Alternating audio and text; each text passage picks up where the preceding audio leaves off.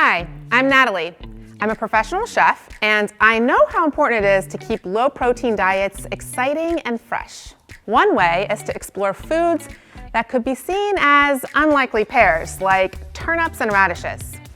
Turnips and radishes are root vegetables that are low in protein and underused in everyday recipes. Seriously, when was the last time you made a dish with either of these? Today, I'm going to show you how to make sweet glazed turnips and radishes. This is a great low-protein recipe that both adults and kids will love. Okay, we're going to start by adding 2 tablespoons of margarine to our pan. We have our pan over medium-low. Then we're going to add our shallot that's been sliced.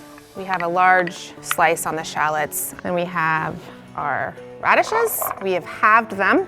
And then I have the turnips. You don't have to peel them. You can leave them unpeeled if you'd like. It's your choice. It's kind of like carrot. It's fine unpeeled. I like the color and texture that it adds. So the important thing is the size of your cut. You want to make sure that they are similar in size because they'll cook evenly that way. So now we'll add our vegetable broth. And we have water, 1 tablespoon of honey right into the pan. Of course, we're going to season it with a nice pinch of salt and fresh cracked pepper.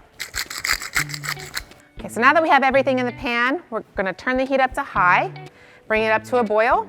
All right, so this has come up to a boil. We're going to turn the heat down to a simmer, which is a little bit below medium, and cover it with a lid for 15 minutes for those vegetables to cook. Okay, our vegetables have been cooking for 15 minutes, so we're going to take the lid off now. And we're gonna let the rest of this liquid evaporate and caramelize for about 7 to 10 minutes, and you can give it a stir occasionally.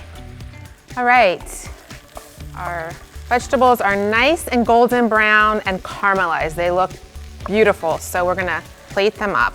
And what's great about this is they have such a mild, sweet, tender flavor when they're cooked like this that I know my girls will love them. So makes it very kid-friendly. They're beautiful. For more low-protein recipes and tips, check out nutritionmetabolics.com.